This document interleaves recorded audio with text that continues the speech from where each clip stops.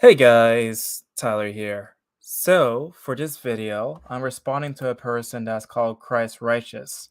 Now, like a lot of people have made so many different response videos to this person, and I figured why not do a response video for him. Now, in this video, he claims that skeptics are still skeptical about the truth, historically verified and reliable evidence for the New Testament. Now, before I respond to the video, here's some sort of background for me for Christ's righteousness to actually hear about. First and foremost, I'm actually an ex-Catholic, and so when I was actually a kid, I participated in the Catholic Church, and of course, I actually believe in God and also the Bible. Now, unlike you, I'm not like, of course, was raised in an evangelical household because back then, of course, when I was participating in the church, we did not really believe that, of course, the Old Testament was actually true. And so we thought that most of the Old Testament was actually more or less myth or like, songs, whatever. And so honestly, when it came to the New Testament, I thought that, of course, that's like where everything, matters the most, not really the Old Testament. However, of course, my mind has been expanded to the idea, in fact, that the Bible is now, of course, reliable evidence. And one of the main reason why I have this sort of skeptical view about, the Bible and Christianity is because the Bible I found to be historically inaccurate. And so for this video, I'm going to show you why I think that is, hopefully in a very respectful manner because honestly, I don't think, of course, by shouting and making fun of other people, it actually produced like, really good dialogue. And so without further hesitation, let me hear what you have to say first, and then I'll give my personal response and answers to your claims. So, according to biblical research, there are reliable, historically confirmed eyewitness accounts that testify of Jesus' resurrection. In fact, there are 27 documents written by 9 eyewitnesses or their contemporaries that describe numerous miraculous events. And many of these documents contain historically confirmed eyewitness testimony that goes back to the time of these events. Now, first and foremost, the claim he made right here is that there are multiple eyewitness accounts for the New Testament. However, that's simply not the case in the slightest. Why do I say that? When you look at the accounts of Matthew, Mark, Luke, and John, they never once have stated that they were eyewitness accounts. In fact, the events of which Jesus, of course, rose from the dead was written at least 40 years after the said event that actually happened. And so, for over 40 years, what people had to do back then was to rely heavily on, of course, oral tradition, just like with the Odyssey and also the Iliad for Homer. More or less, the Old Testament writers had to rely on hearsay to understand what exactly was, of course, happening during that time period. And so they wrote it at least 40 plus years after the events. They were never eyewitnesses to begin with. And not just that, though, but of course, if you look into the account of Paul, which, by the way, I'm going to show you guys, what he just said. More or less, Paul was not even an eyewitness either. And so, what I'm going to do right here is I'm going to show you guys like the quotation directly from Paul, and I'm going to give you guys an idea exactly on what he actually said in regards to, of course, being, of course, part of the eyewitnesses, which he was not. So here we go. For what I receive, I pass on to you of the first importance that Christ died for our sins according to the Scriptures, that he was buried, that he was raised on the third day according to the Scriptures, and that he appeared to Capricious, then to the 12. After that, he appeared to more than 500 of the brothers and sisters at the time, most of whom are still living, though some have fallen asleep. Then he appeared to James, then all the apostles, and last of all, he appeared to me too. So Paul himself was not even an eyewitness. He claims that James was, of course, there to tell him that he saw Christ, of course, rise from the dead. But if you look into any of the parts of the Gospels, from Matthew, Mark, Luke, and John, not once has he ever stated, James himself has stated, that he ever was an eyewitness. So Paul was not an eyewitness, Matthew, Mark, Luke, and John were not eyewitnesses. As a matter of fact, if you look at the history of the Gospels, what you'll find out is that all the authors are anonymous. So we have no idea who exactly are the authors. And so nobody was there to see the eyewitnesses. And also, it's interesting that it mentioned from from Paul that there was over 500 people that saw Jesus, of course, rising from the dead. But where exactly are the letters? What sort of historical records do we have of these 500 people who supposedly seen the resurrection of Jesus Christ? And that's my also a thing I want to bring out loud too is the fact that besides the fact that, of course, Matthew, Mark, Luke, and Paul were not even eyewitnesses to, of course, the whole entire event, is the fact that the rest of the Gospels are forgeries. Yes, there absolutely are forgeries. Now, there's a book that's been written a long time ago. The book was actually called Forge. It's written by Bart D. Ehrman. And what you'll find in the book, in the link in the description box down below, is how many of the later Gospels, of course, Acts and Corinthians and so on and so forth, also tend to, of course, have been forged. And so I'm going to show you guys the links of the pages to give you guys an idea what I mean when the whole entire thing was forged. Now, this is actually from page 59 right here. And I'm going to try to, let's see, make it bigger because it's really, really small right here. Okay, right here. Perfect. One of the most interesting things does happen to occur in a forged document. This forgery, however, is not in the name of Peter, but in the name of Eutychus, the companion of Peter. The New Testament contains a letter allegedly by Paul to Titus, which I argue in chapter 3 is synonymous, i.e., a forgery. About 400 years later, another letter appeared. This one's claiming to be written by Titus. This is an intriguing letter because it argues religiously that the only way to have eternal life is to have, of course, a chastic life. Or to put it more bluntly, one can have salvation only by restraining from sex. In the context of the forgery discussion, he cites a story about Peter that shows to illustrate his point. A peasant brings his virgin daughter to Peter to be blessed. Peter says a prayer over the girl, asking that God do what is best for her. He dropped her down dead. The peasant is understandably distressed, but the author of the story calls him disrespectful because he does not believe that what happened in the girl's best interest. He begs Peter to restore the girl to life, and Peter does so. But a few days later, a visitor who claims to be a Christian comes to stay with the peasant and seduce his daughter. They run off together and were never seen again, and that's the end of the story. In its context, the message is quite clear. It's far better to be dead than to be caught in a sexual desire. And a similar narrative could be found in a collection of stories about Peter's missionary activities, probably written in the second Christian century. The account, simply called the Acts of Peter, describes the great miracles performed after Jesus' resurrection and ascension as he demonstrates the power of his risen Lord and covenants persons to the faith.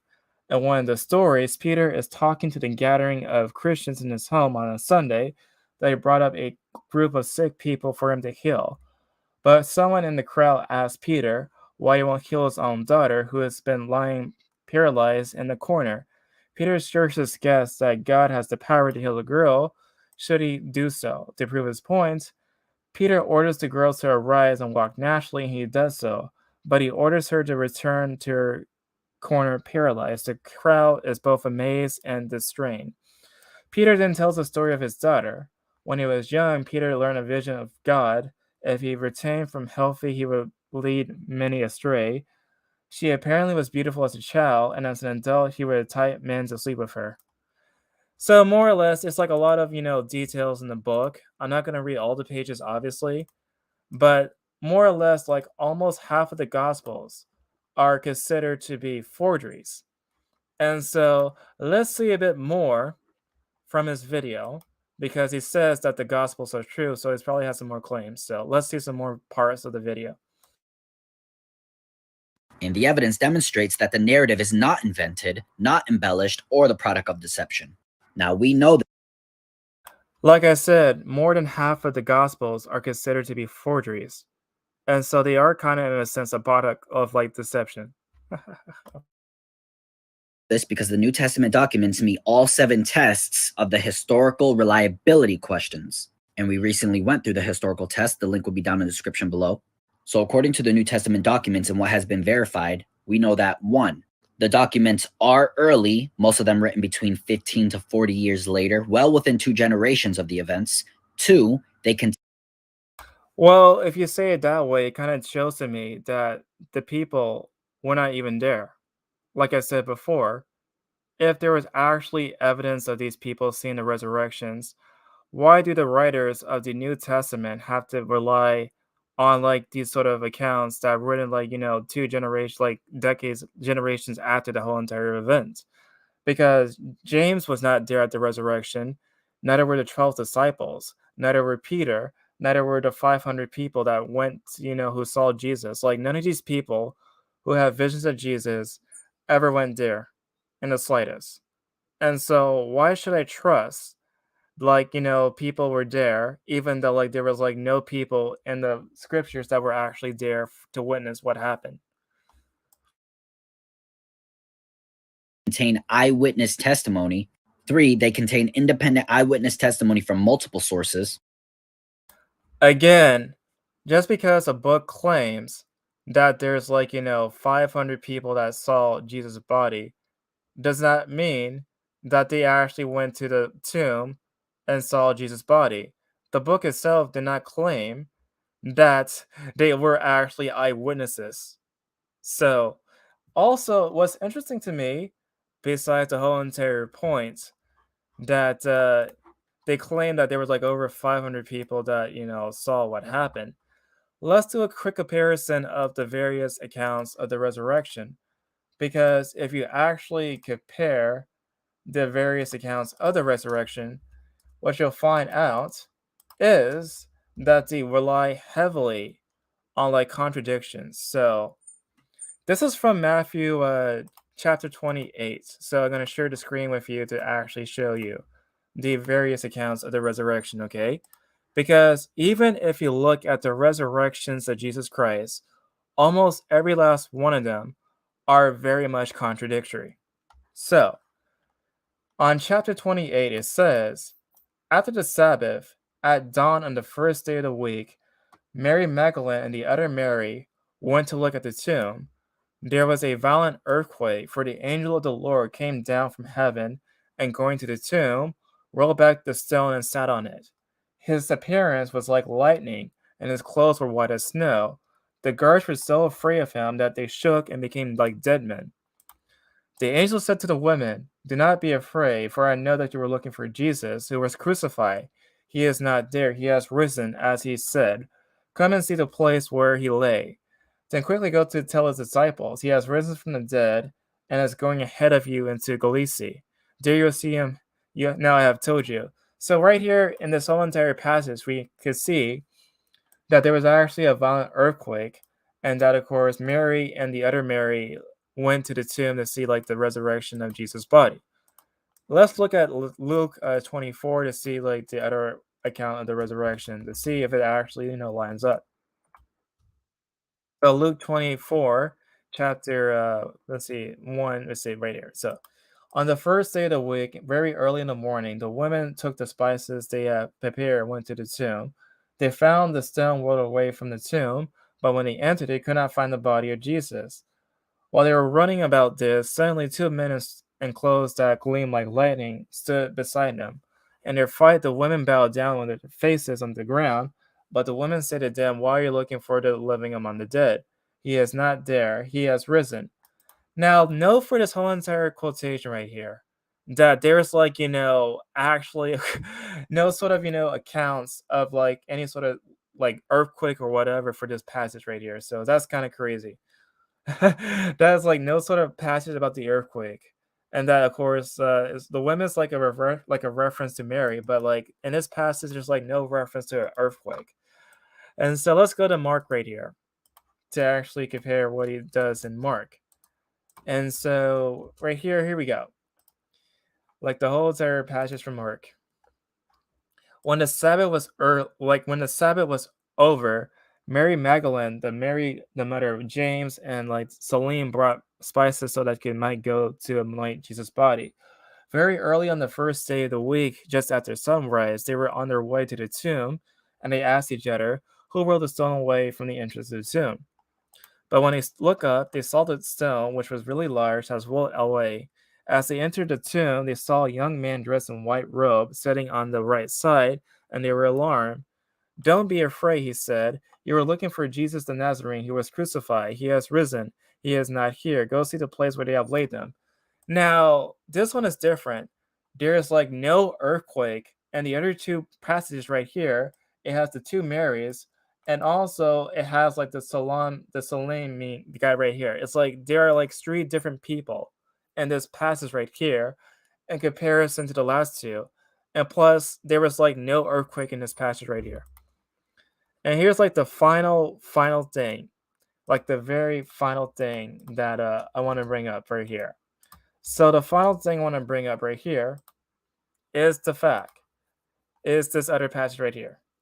So early on the first day of the week, it was still dark. Mary Magdalene went to the tomb and saw that the stone was removed from the entrance. So right here, okay, so all the way back to Matthew, you had like the two Marys and the earthquake. This one is Mary Magdalene. Now for Mark, it was like the Mary Magdalene, the other Mary, and some other person. And the other one before that was like Mary and also Mary Magdalene. So all these accounts of the resurrection are very self-contradictory. Like there's like so many different people that were supposedly there, but they all tend to contradict each other. And so I'm just kind of curious, if I were to believe that the resurrection actually happened, why is it so shoddy with the evidence? Because none of the people that were there saw the resurrection. Matthew, Mark, Luke, and John never saw it. And of course, like there are so many conflicting accounts of the resurrection with the people there, and the authors themselves, they were not there. So how am I supposed to, believe that this actually happened? Additionally, where are the Roman records of the 500 people that allegedly saw Jesus?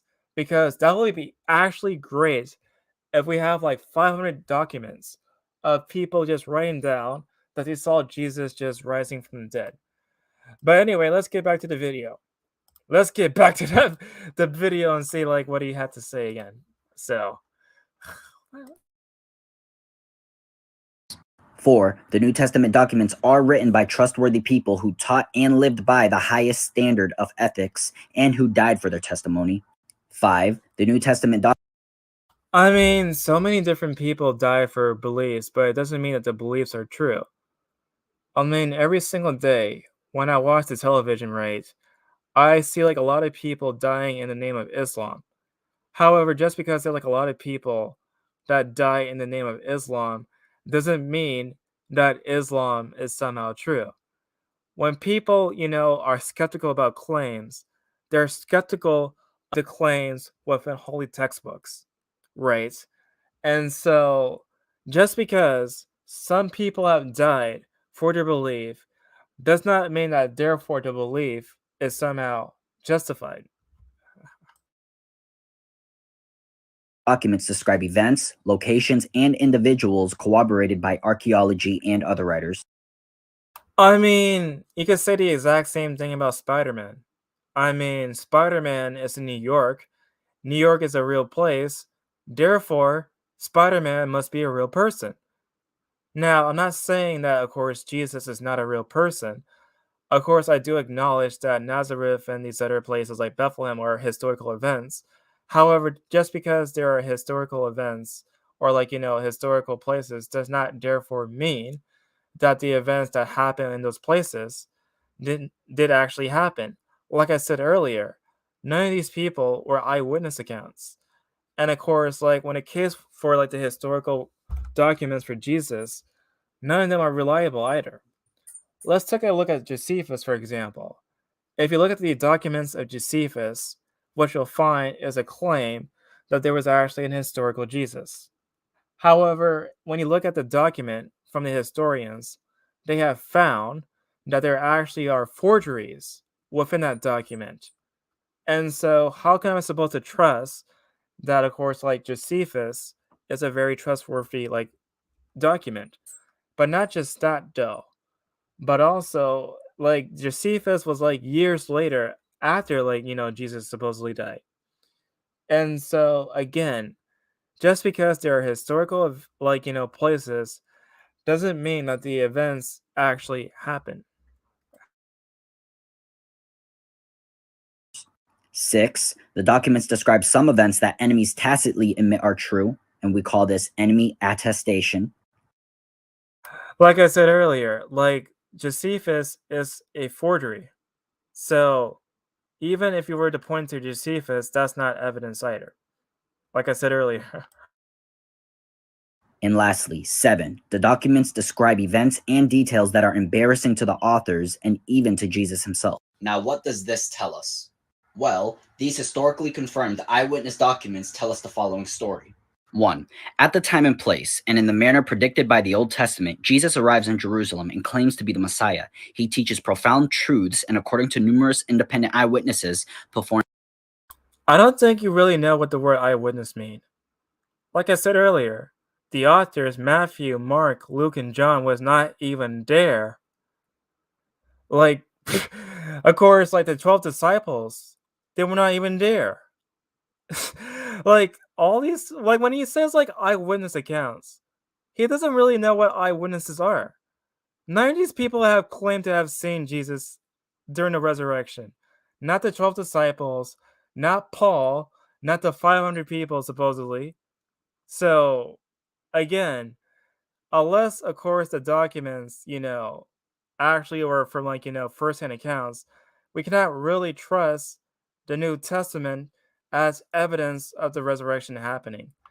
And not just that, though, but like years after the whole entire New Testament was written down, more or less, they are based upon copies upon copies upon copies upon copies.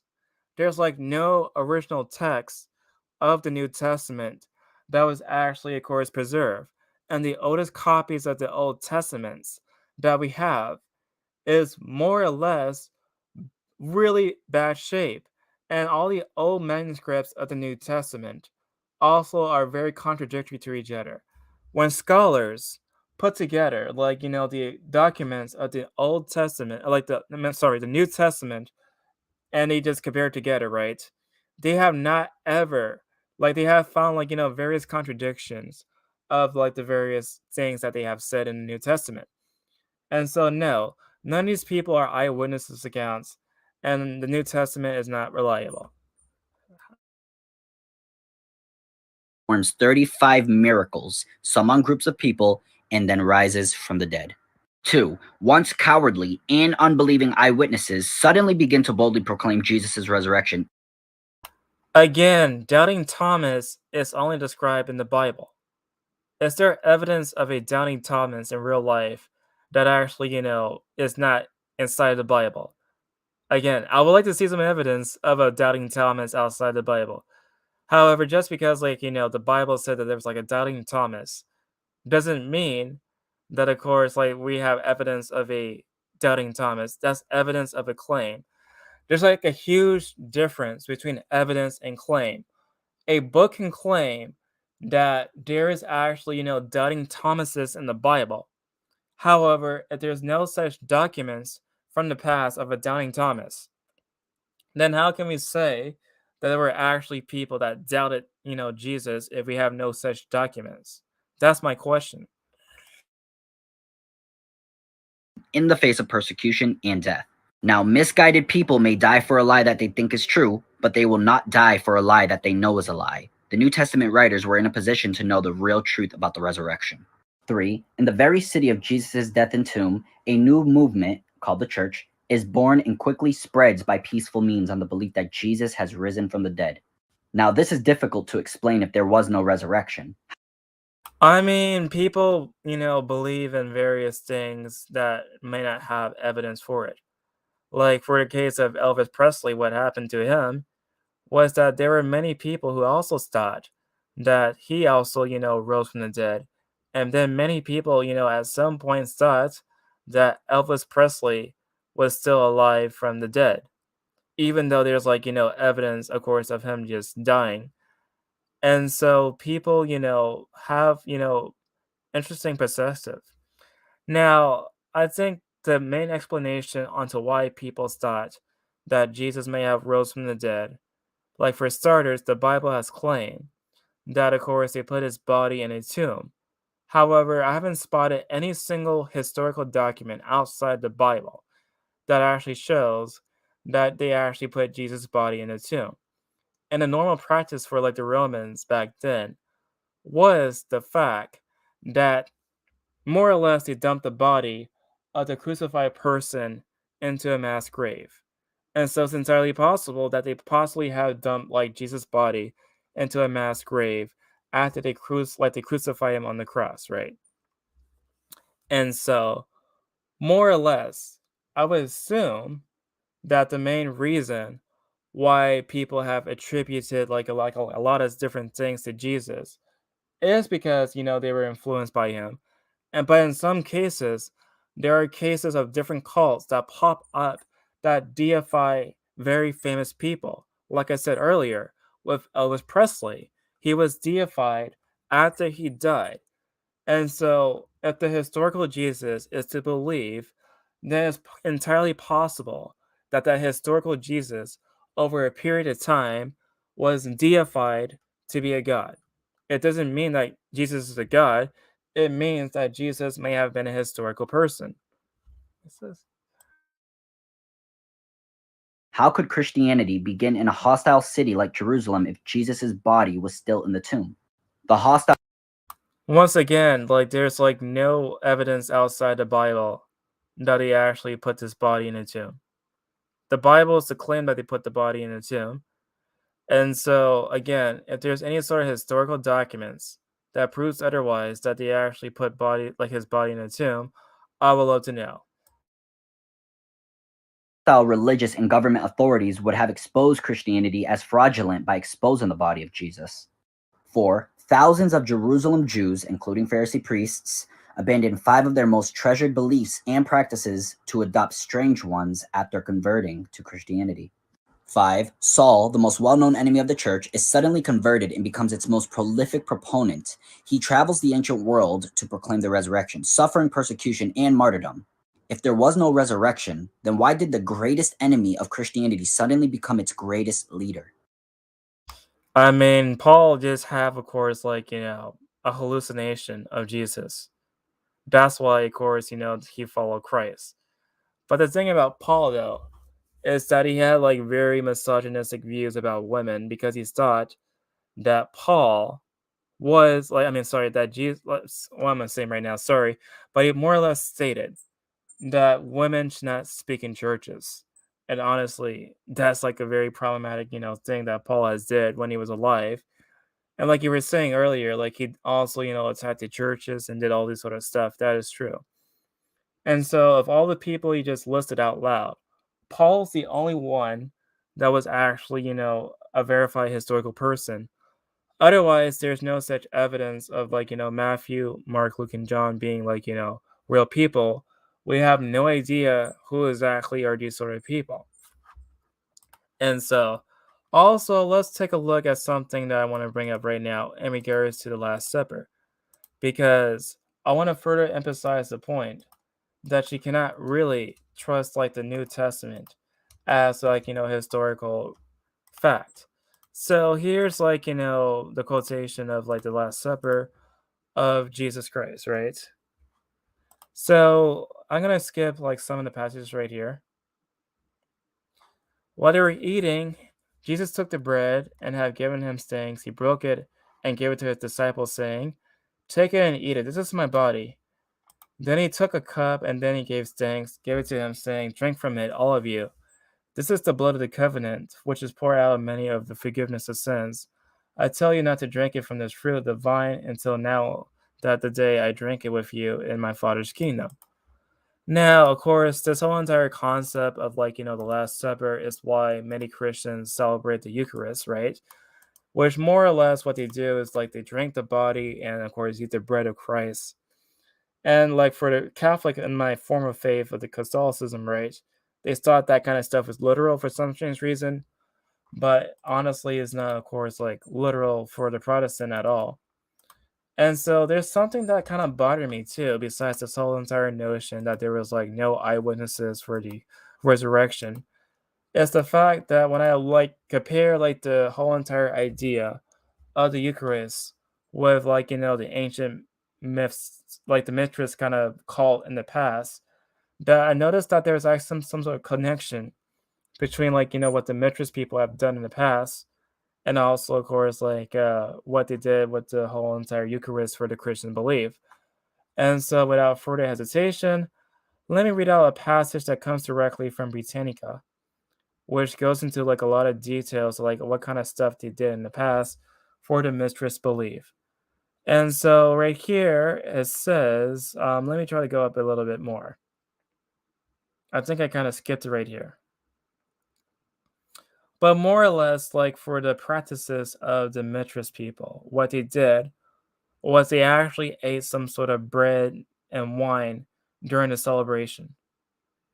And so it's interesting to me that, of course, like the Mithras cult had the concept of like, drinking bread, eating wine way before Jesus.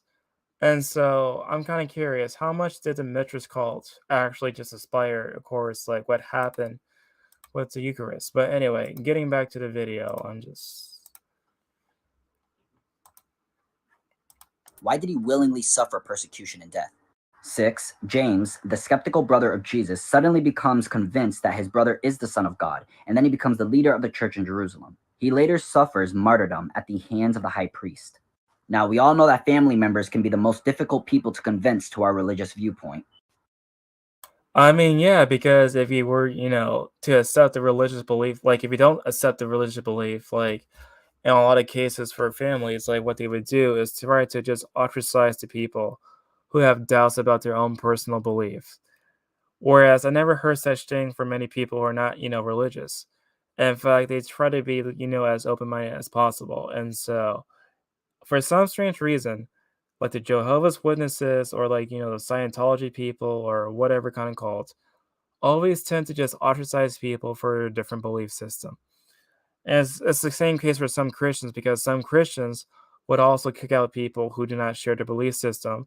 So their kids or their husbands or whatever, they tend to disown them just because they don't think the same exact way, which is terrible to me because I was thinking a society where there's like different belief systems that people would actually show tolerance to each other about how they think, how they believe, rather than of course like what they actually, have in their heads. So honestly, I don't really care if people, have different beliefs than I do, but it's just troubling to me how so many people just, do that to other people just because they don't have a different belief system than they do. And James began as an unconvinced brother of Jesus. You can see this in John 7:5. Now, if there was no resurrection, then why did James, who was called the Just by the 2nd century historians Clement and Hegesippus, suddenly come to believe that his brother was really the Messiah, unless he saw the resurrected Christ? But James literally did not see it. I read all the accounts of like the resurrections and never mentioned James being there. Never. So James was not there at the resurrection either. Why would James become the leader of a church in Jerusalem and suffer a martyr's death? And lastly, 7. The Jewish enemies of Christianity don't deny the evidence but offer faulty naturalistic explanations to account for it. I mean, the naturalistic explanations to things are more plausible than, of course, the supernatural things. Because by definition, supernatural things go beyond the very physics of nature, right? The boundaries of nature. And so by explaining away what could have happened during the resurrection is probably more plausible, more testable than the supernatural explanation. This again, of course, kind of assumes that the Christian God is real, which is like a whole entire separate debate on whether or not the Christian God is real. And honestly, I personally don't have any sort of claim that I know with 100% certainty that there is like a God or not. But honestly, like I'm convinced, however, that the Christian God is probably the same kind of, God, like the same level as like, Zeus or Thor, these other kind of gods. And so I see the Christian God as just a man-made invention by, very like various people throughout the ages. Again, I don't claim to know if there's like a God or not, but I definitely see the Christian God as like, a man-made God. I definitely see it. which fails miserably in the hands of the truth. Now, going through all these points and seeing that there is historical evidence for the resurrection of Jesus Christ, why are skeptics still skeptical about the evidence? Like I said earlier, none of the people were eyewitnesses accounts. Again, Matthew, Mark, Luke, and Paul were not there. James was not there. All was written down were based upon, third-hand accounts. And so I can't really accept the New Testament as evidence. And also not just that, but the resurrection accounts, like I pointed out earlier, contradict each other. And also the idea of the Eucharist may have took some sort of inspiration from like, the Mithras cult that happened in the past, long before Christianity even existed. And so the New Testament is also suffers from copies upon copies upon copies because there is no such original text of, the New Testament at all. And so it has like a lot of stuff against it. And so that's the main reason why I cannot really say that the New Testament is actually, logical, but whatever. No matter how much evidence you provide, they still want more. Now, it's either they're not truly willing to be convinced, or that they have already been convinced, but they suppress the truth in unrighteousness. We have unreasonable atheists and reasonable atheists. 99% of the time, when reasonable atheists seek the truth, they end up finding the Lord. But until then, we'll keep providing the truth. What up, guys? So according to this guy, because I questioned the authenticity of like the New Testament, that somehow I'm unreasonable. That is just so crazy to me. No, the most reasonable position is to question it. Like, this is the thing that I don't understand about these sort of like, fundamentalist religious people. Like, they just accept at face value that everything in their holy book must be true because the holy book says it's true. I'm sorry, but if you just accept a book just because it says it's true, that's not critical thinking in the slightest. Not at all. Like, the whole entire point is to, question things. Like if you watch the news, you don't just accept something by face value. You just question whether or not the details are true for the news segment. Similarly, if there's nothing that actually supports the whole entire text that the Bible is true, there's reasonable things to, doubt about it. And so this notion that any sort of historical document, that any sort of religious text is not free from questioning is absurd to me. And I'm not unreasonable just because I question something from your holy book. But anyway, that's all I have to say about this topic. This guy just, wow, craziness. But anyway, I'm going to talk to you guys later, but take care, everybody.